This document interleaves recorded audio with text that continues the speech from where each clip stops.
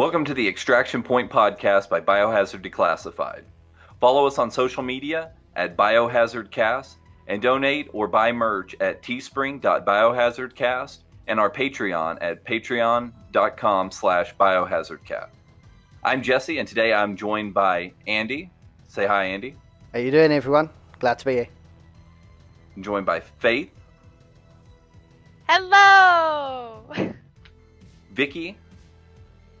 Hey there, how are you going? And by Ryan. Hey, how's it going? Now, it's been a while since we've done a podcast. Originally we were the Biohazard Declassified Podcast. But over the past couple of months, we've been doing some restructuring, reorganizing, and now we've officially rebranded the podcast as the Extraction Point. So a little bit about us. We are a all-in-one Resident Evil solution. We do online streaming. We have our articles on our website, biohazardcast.com. We are on Patreon, Teespring, Twitter, Facebook, Instagram, YouTube. So I do encourage you to check out all of our social media. So let's get started. Most recently, I think some of the biggest things in the news, Resident Evil wise, is we've got the release of Resident Evil 5 and 6 coming to the Nintendo Switch. So what's everybody kind of think about that? I like, for one, it seems like Nintendo's getting all the ports now. So what's everybody's thoughts on this? Well, personally, I like it. Who wants to go on?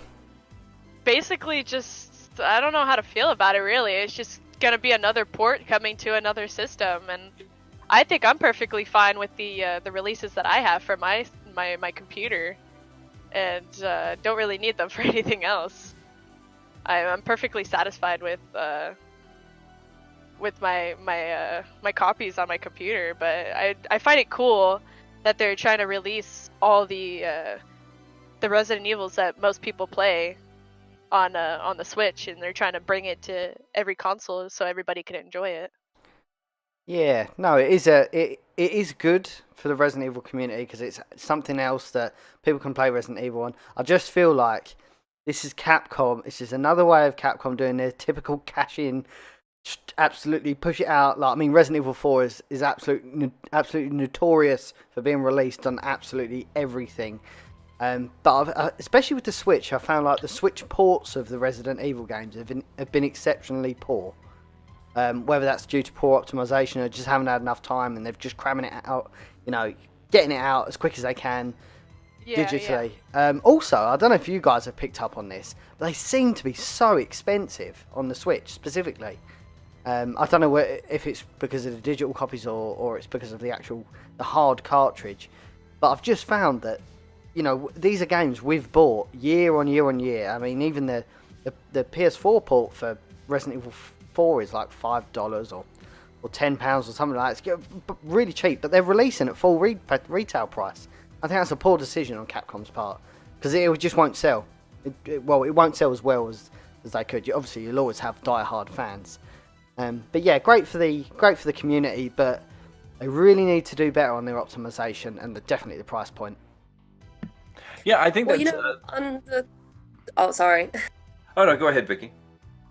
What I think is that when we talk about ports is that we will always have problems when talking about ports because when transferring all the systems back and forth, like from Switch to PC to the original systems they were meant for, it's always prone to have a lot of programming issues and a lot of do's and mistakes, and on the pricing, it's absolutely amazing how they actually keep the prices so expensive.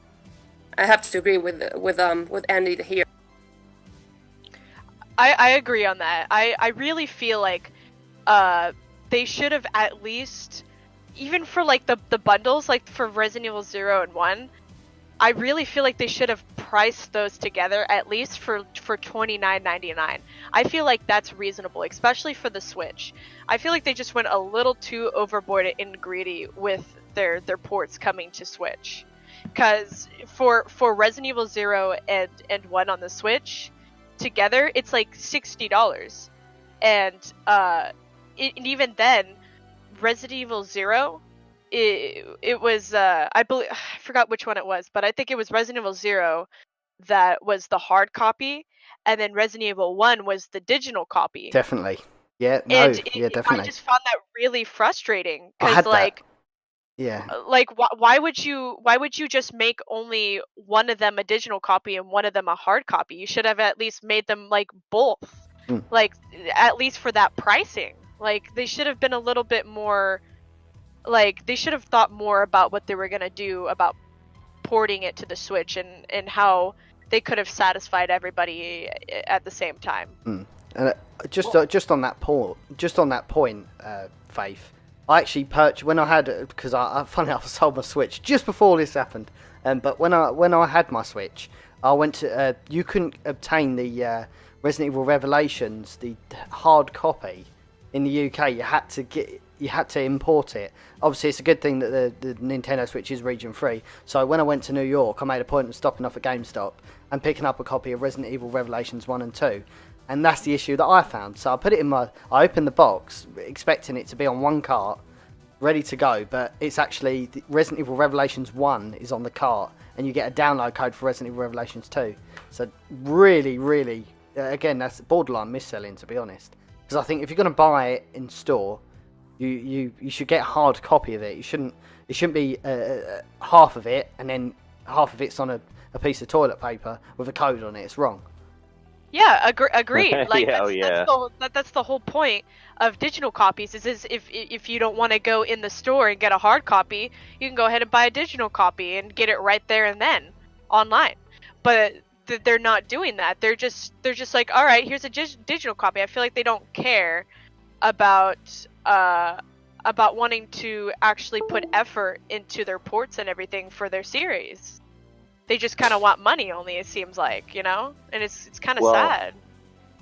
I don't know how old a lot of you guys are, but I remember when Resident Evil 2 was ported to the Nintendo 64, and did anybody ever play that version of it before I started in on this? Yeah, I actually I owned that version. If you actually listen to it, they did so many changes, like trying to, I guess, scale down the game from disc to cartridge, that there's points in the game where, like for example, you're supposed to be hearing, I think it's Ada's voice in a cutscene, but it's actually Claire's voice because they ran out of space. They said the same exact thing. Yeah, it was something to do with William. It was something to do with William, wasn't it? Like they were talking to Annette Birkin about William, but it was that bad. It was like, all right, guys, you went that cheap, you know, because it was very clearly Claire's voice, but you were playing Leon's campaign, and it was Ada meeting Annette Birkin. And that is a very good point, actually, Ryan, because the whole reason why they had to do that was because they were so limited on space. They had to squeeze two 700 megabyte CDs onto a 64 megabyte cartridge. And maybe this isn't Capcom's, like, thinking about it holistically, like, this might not be Capcom's issue. This might be Nintendo are giving developers such a small amount of storage space to work with. This is the only way they can do it. Yeah, I mean, you know, Nintendo, you know, for years has been, you know, a cartridge-based thing, a cartridge-based system, and you know, just I don't know. That's just, you know, that's interesting. That's just what I think about it. Well, I mean, it kind of makes sense for this to be a Nintendo-related issue, especially when it comes to the price points and stuff. Look at any of the Nintendo, you know, like the Nintendo Switch, like launch titles, like Pokken Tournament, Zelda, was it Breath of the Wild? All those games are, what, 4 or 5 years old at this point, and they're still $59.99 on the shelf, brand new. Yeah. Wow. Yeah, so I feel like a lot of this might not, like, especially the price point. Now, I won't disagree. Like, if I'm going to be paying that kind of money, I would rather have 0 and 1 as both hard copies. But I almost feel like this is the pricing, like issue is the fault of Nintendo's, because Nintendo just will not drop their prices on the Switch. And I get it, they've put a lot of effort into this, going back to it's a home video game console that can also be mobile. So I get like there's a lot of technology that's gone into it, and Nintendo's trying to break out of its like campy home family experience. But at the end of the day, like the price points have just been ridiculous on the Switch since its release. Like I still don't feel like I should have to pay $60 for a 4-year-old game title, much less like I said, with the remakes of 0 and 1, or the ports for them. I just think it's a ridiculous price point, but I still would say it's more the fault of Nintendo than Capcom's. Now that you mention it, I feel like you're totally right on that, because I feel like Capcom really did like try to at least like put their pricing pretty low for those 2 titles and even Resident Evil 4, but Nintendo probably was all like, no, we want more money for this, in order for you to work with us and put this on our console and our titles and everything. So I really feel like it was Nintendo's fault on their end for making our Resident Evil titles full priced.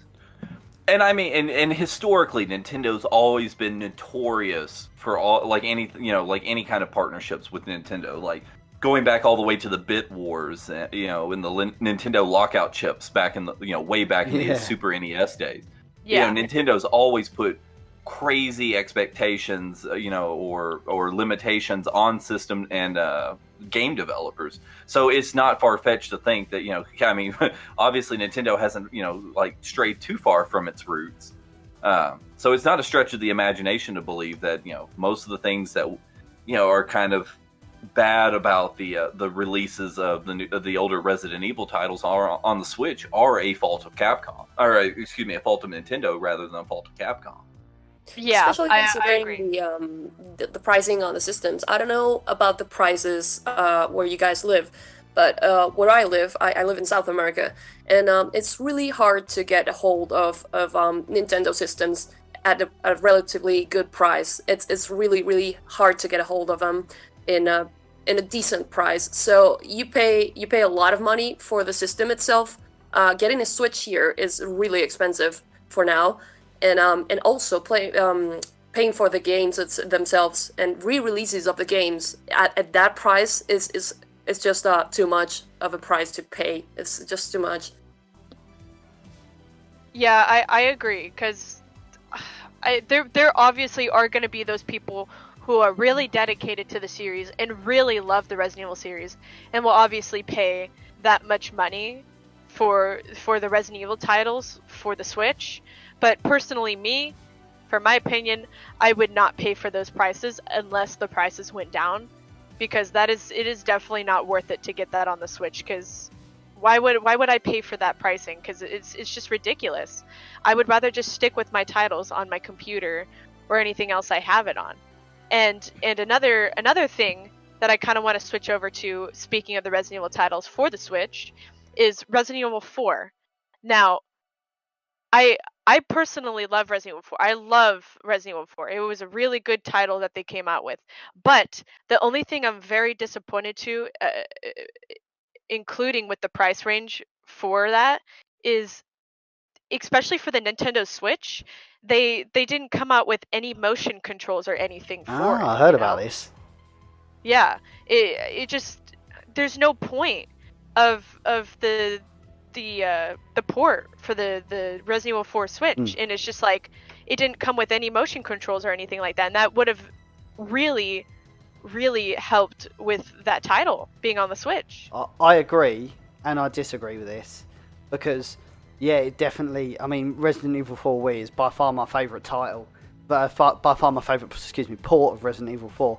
But I must direct you to Resident Evil Revelations 2, where they did implement motion controls, and it was awful. It's unplayable. So I don't think the Switch in that regard is that capable, really. But saying that, they could have implemented it horrifically on the Revelations 2. But yeah. And I feel like that's the overall issue. Is the Switch has, to me, just is not the Wii portable. I think that's kind of like the overarching theme of the Switch is to kind of be, like where Wii motion control meets, handheld console. And I have not played a good motion control game on the Switch yet. I decided that, I haven't played once I played every title on the Switch, but all the ones I've had, I've not been impressed with the motion control on it. So I'm kind of glad, that was obviously a huge selling point for Resident Evil 4 on the Wii was the motion control. But I don't know. I still think the Switch has kind of like the Nintendo,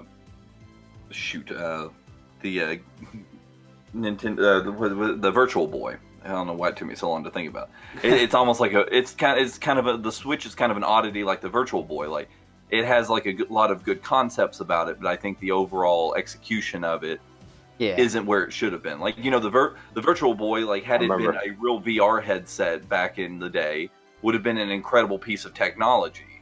Just like the Switch. Like I said, the Switch almost markets like the Wii portable. Yeah, but its motion control is no. But the motion control of the Nintendo Switch is nowhere near as good as the motion control on the Wii.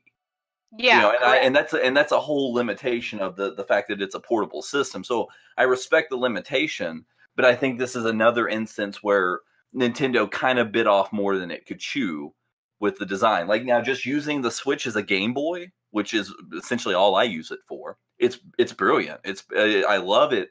For that aspect, especially playing games like Elder Scrolls, whatever, it's perfect for that. But trying to play it as a motion control game, it's just the functionality is just not there for my personal taste. Like I would rather bust out the Wii and play the original Resident Evil 4 versus playing the Wii version, or excuse me, the Switch version of RE4. I personally wouldn't know because I don't own a Switch, nor do I own Resident Evil 4 for the Switch. But coming from your perspective, Jesse, I would have to probably agree with that, even though I personally don't know, because of course I own Resident Evil 4 for the Wii, and in the motion controls for it were phenomenal. Like it was really, how should I say this? It was good. Like it made the game pretty fun with the motion controls on the Wii for Resident Evil. Yeah. Like it definitely was a good port. Yeah, I mean the only port. I played Resident Evil 4 originally on the GameCube. That was the first time I ever played it, and then I had the port to PS2. At that point is when I stopped spending money on the same game over and over again. I love the Resident Evil franchise, but I could break out my GameCube and play Resident Evil 4 on it if I wanted to. It's just I've never played with motion controls and stuff like that. All that fancy stuff. The funny thing is first time I played Resident Evil 4 was actually when I was like 13, I think, and I was really late to it, obviously, because it was first released, I believe, on the PS2. Is that correct? No, it's a GameCube originally. No, GameCube. It was GameCube exclusive. First. Okay, and then it was PS2, and then it was Wii, wasn't it? I think so. Yeah. I think it had I think it had a horrific PC port in between, but yeah, I think that's about right. Yeah, right.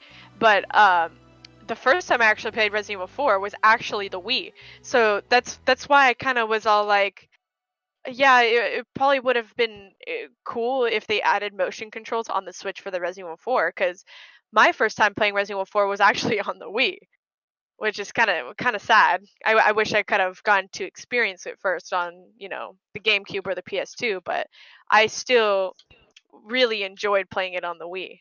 That's not a bad thing, because you actually got the definitive edition of Resident Evil 4. It had all of the expansions, it had all the weapons, all the costumes, but the PS2 version was dog shit. The GameCube version was decent, but it just didn't have the extras that the other versions had. Yeah. I see. Yeah. So they didn't add any of that in until the Wii version?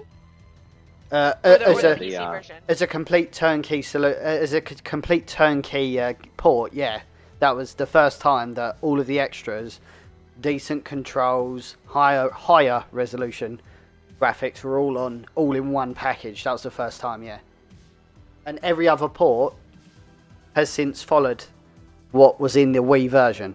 So like separate ways, Simon Ada, and all of the costumes and stuff, to my knowledge. So then I guess we really can thank the Wii version that they put out. Indeed, it would come full circle. Yeah, but I guess talking about disappointments in Resident Evil. So I guess we had to talk about the kind of I won't say the entire fan base is disappointment, but probably a good sizable chunk of the Resident Evil community and especially the Dino Crisis community has probably been upset over the past week since E3. Since we didn't get any mention or talk about a Resident Evil 3 remake or Resident Evil 8 or a Dino Crisis either reboot or new installment in the series. Right, yeah. Oh yeah. I know that a lot of people were really wanting to have a remake of the Dino Crisis series, especially I think it was like 1 that people were mostly wanting. Like, I would honestly love to see Dino Crisis 1 in like HD and everything. Like, imagine just like 4K like dinosaurs coming into your face and everything. Like, that would be amazing. Especially considering the new RE engine, I think Dino Crisis would look beautiful on the RE engine. And oh yeah. On the upside, I mean, it is a huge disappointment for Dino Crisis fans because we have, I mean, the Dino Crisis fan base had absolutely nothing and still have absolutely no news about Dino Crisis. But on the Resident Evil 3 was kind of bittersweet because we didn't get any news on Resident Evil 3 Remake, but I think that's kind of like it has a positive side on it because we're way too close to the release of Resident Evil 2 Remake, and I think that this actually means that they haven't rushed anything yet on Resident Evil 3, which means that they maybe have they might have a bigger product or bigger plans for Resident Evil 3, especially considering that we will have a next generation PS coming up like in 2020. Yeah, I personally think that since, like you said, Vicky, we got a next generation of a PlayStation coming pretty soon here, and maybe in 2020, like rumors have been said about the PS5. And I personally think that they're probably not going to announce anything of Resident Evil related until the PS5 is announced and they know for sure what is going to happen with that, because maybe they have plans to release it on the new console to make it more hyped and make it so that they can make the graphics and everything accordingly to what the PS5 would be able to handle. Yeah, maybe a launch title. See, I would be okay with them releasing Resident Evil 3 on the heels of Resident Evil 2, because if you remember, Resident Evil 3, the original Nemesis game, was supposed to just be like an expansion type game, 2-2.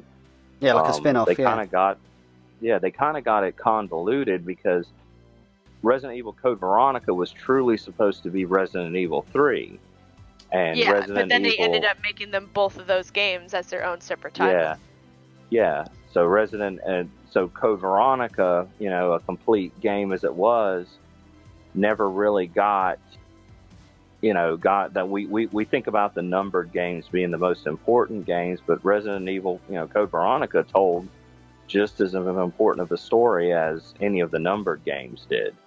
I mean, it continued Claire's story on, Chris's story on, and then Resident Evil 4 came out, continued Leon's story. Then you got, Resident Evil 5, which I totally despise. And then, you get Resident Evil 6, taking everything further, bringing everything together. That's just my take on it. You know, I'd have been cool if they'd went ahead and released Resident Evil 3 right there on the heels of Resident Evil 2. You know, Well, I mean, or just I think it boils down to, like, we obviously know that the assets are there. You know, I mean, the majority of the setup for Resident Evil 3 has already been built and can be reskinned from the Resident Evil 2 remake. You know, and I mean, the mod community, I mean, hell, like, if Capcom wanted to be super greedy about it, you know, the mod community's already built Jill and Nemesis. You know, like Capcom doesn't even have to do any real work on that. Like, they can just, you know, go on to ModDB and, you know, and they're like, oh, hey, this is a really good looking Jill. Let's have, you know, one of our pros like rebuild this. You know, so I mean, it won't take them anything to remake 3, but kind of like what Vicky said, like, you know, it goes back to, it was like a bittersweet thing. Like, I was kind of looking forward to an announcement. I knew, you know, it was like a 50-50 shot. Like, it was either it was going to get announced or we're going to have to wait. And me personally, like, I'm looking more forward to the Tokyo Game Show because I think that's when we're going to hear something. For RE8. I'm still kind of on the fence about RE3 being announced then, but I think something. I think because I honestly believe we'll hear news from RE8 before we'll hear about 3 remake. Oh yeah, I'm sure they'll like kind of mention RE3 just a little bit. It'll be rumored just a little bit, but I feel like they're only going to be talking about Resident Evil 8 for now because that's what I have heard personally and read on articles that RE8 is already being talked about and what they're planning to do with it and everything, and in different like locations where they are going to put it in and everything, and what the perspective, what it would be like in third person or first person. I don't know this for sure. Nobody knows for sure, but I personally think that they're going to be making it in first person again, and then it's going to be kind of related to what RE7 is going to be, except way different. And I know that they released DLC like the End of Zoe and forgot what the other DLC is called. I didn't Not get a them Hero. yet. Yeah, I didn't get those yet, except for Not a Hero, but I played a little bit through Not a Hero. I personally think that they're going to continue a little bit on from RE7, and because they left many cliffhangers. Well, yeah, I mean, they're especially towards the end when Chris was all like, "Oh, hey, I'm Chris Redfield," and what about the umbrella logo that he's wearing and the umbrella freaking Blue. Yeah, you've got Blue. You know, you've got the introduction of Blue Umbrella, and then obviously, what's his name? The son in the baker's son. Jack. No. Lucas. What's his name? Lucas. Yeah, Lucas Baker. You've got Lucas Baker, who is working for some new entity. You know, Yeah. The connection. Yeah, you know, so like now we've got a whole new criminal element. You know, like obviously we're in the Tri-Cell's already out of business by this point. Umbrella has, you know, collapsed and, you know, rebranded as Blue Umbrella. That's supposed to be, I guess, similar to the BSAA, where they're going around containing biohazard threats now. They're a paramilitary company. They're a PMC. Well, I mean, but essentially, it makes them the same as the BSAA. You know, like, because the BSAA is a civilian-ran organization that's military. You know, I mean, they're technically paramilitary. Yeah, I know what you mean. You know, and then because the FM was it the FBC? From Resident Evil 6 and Revelations 1. I mean, I think they all but collapsed. But you know, like especially they reformed into the DSO, something like that. Yeah, because you know, like that's the whole game story. You know, the whole story of Revelations 1 is, you know, government tries to make their own BSAA and it's corrupt as shit. So, yeah.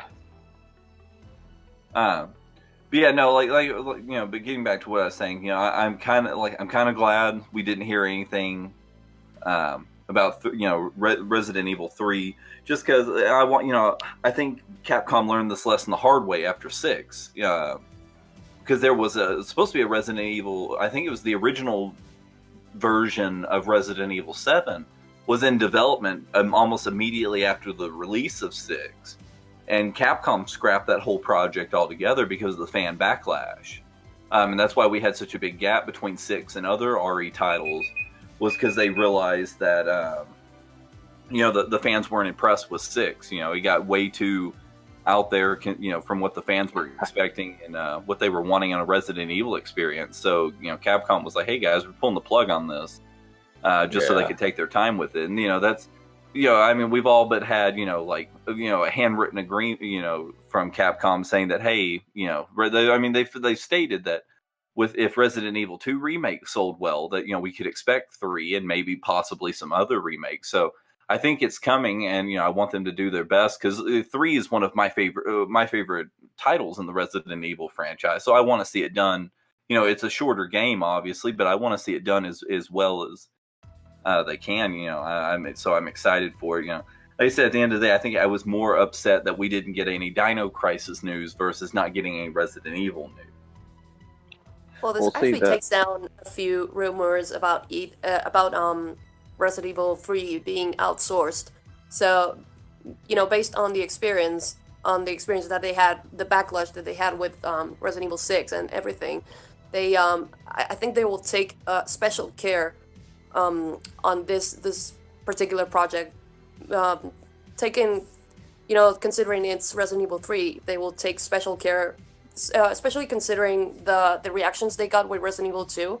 I think they will take a lot of time to polish the game better, and this actually takes down some of the rumors of Resident Evil 3 being outsourced. I think for now we can be sure that it's not being outsourced. Yeah, and I think that brings up a really good point. And I do this about like Resident Evil news announcements, but there is also a forgotten Resident Evil title that everybody will bring up every once in a while when it comes to upcoming releases, and that's Revelations 3. There was a lot of not as much hype for either 8 or a 3 remake, but there is supposed to have been a third installment in the Revelation series that also got no news, and that's another title that I'm expecting to hear more from the Tokyo Game Show. Like, I don't think they'll wait for next gen console to release Revelations 3.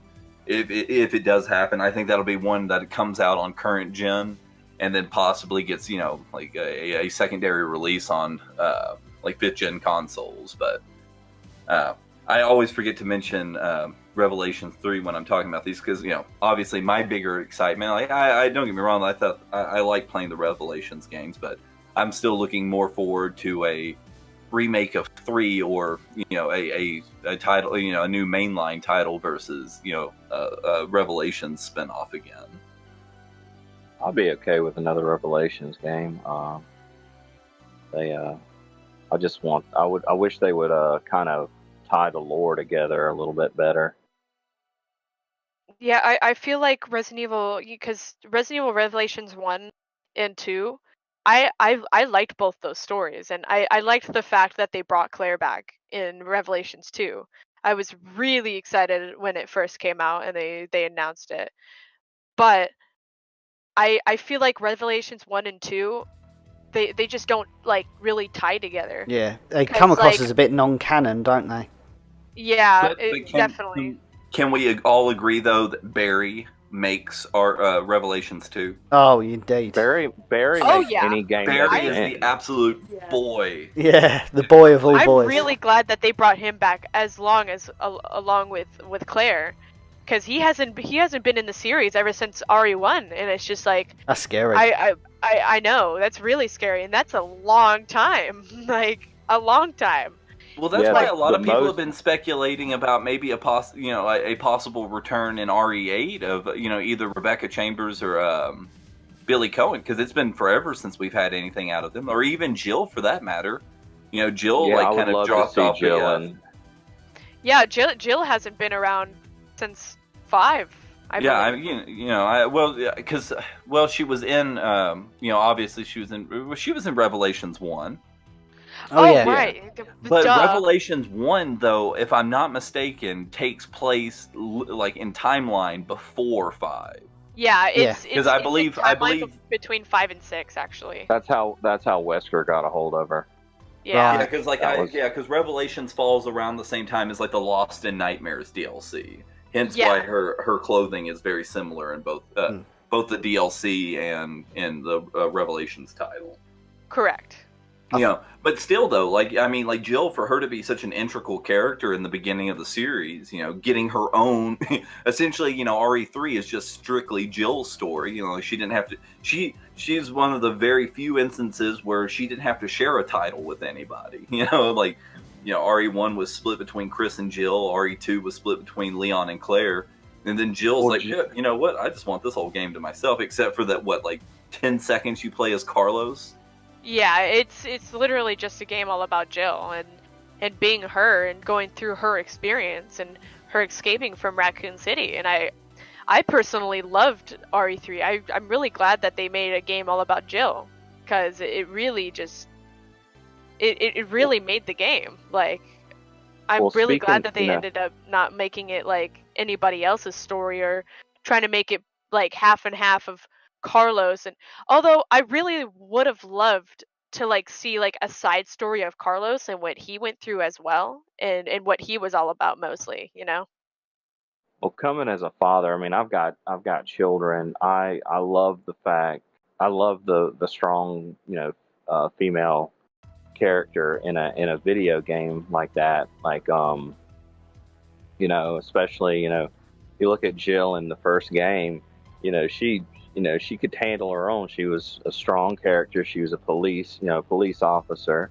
She didn't need no man to take care of her. Well, I would slightly, because I think they made that good in Resident Evil 3.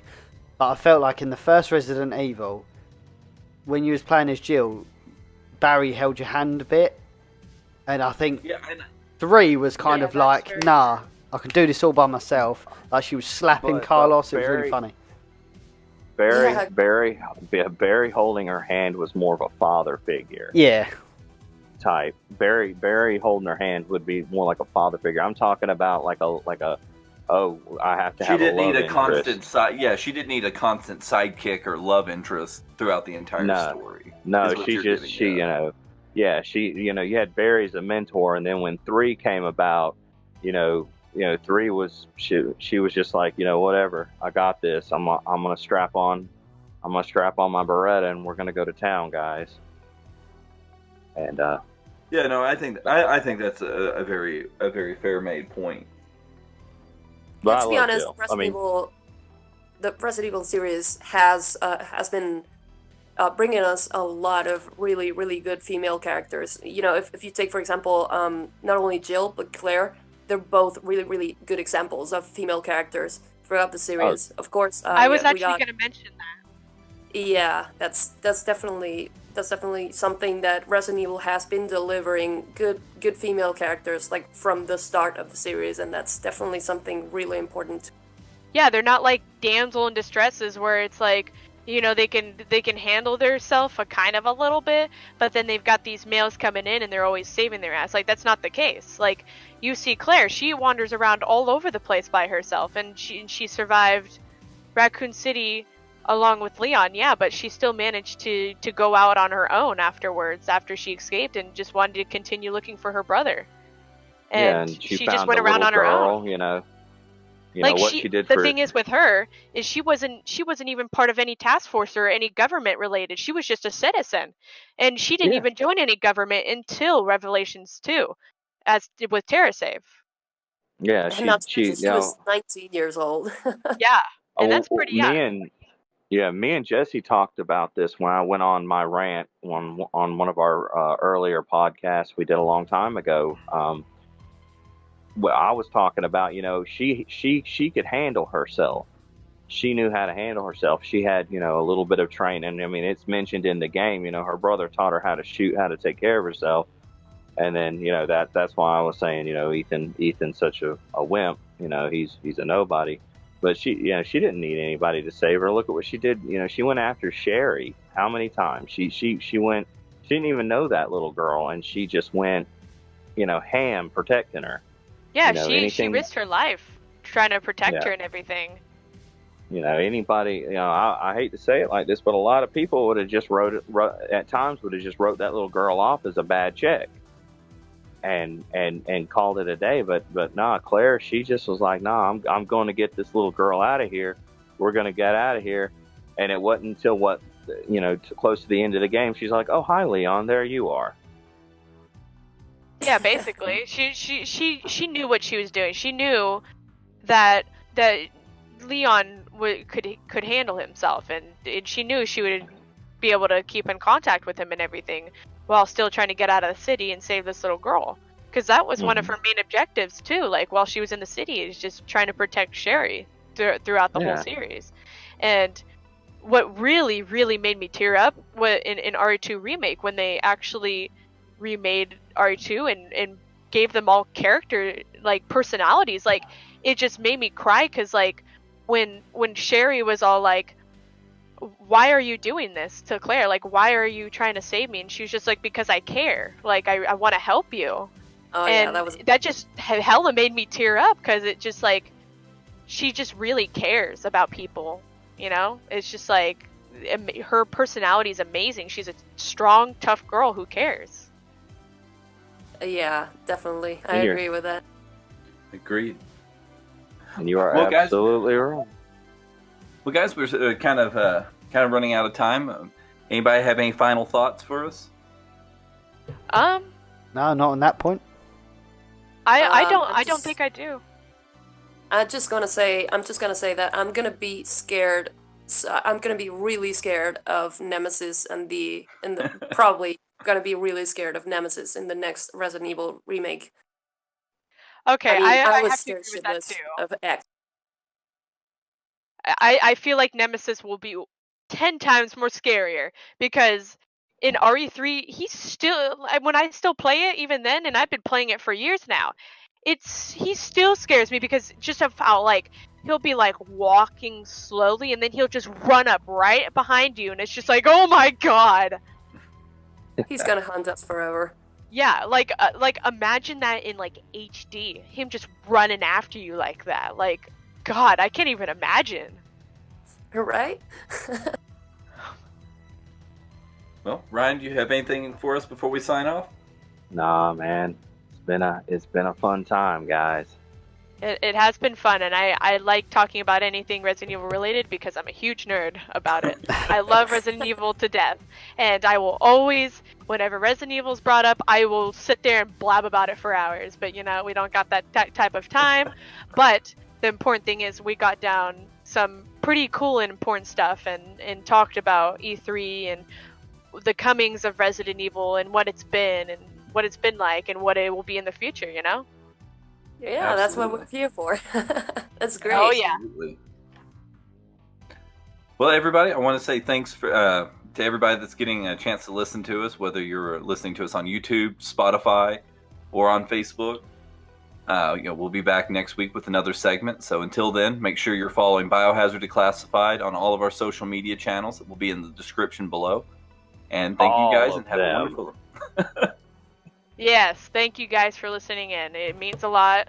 We appreciate the support and everything. Absolutely. Yeah, great stuff. Take care, everyone. Love you guys. All Yeah, I'll right, come love back you guys. now. Thank you.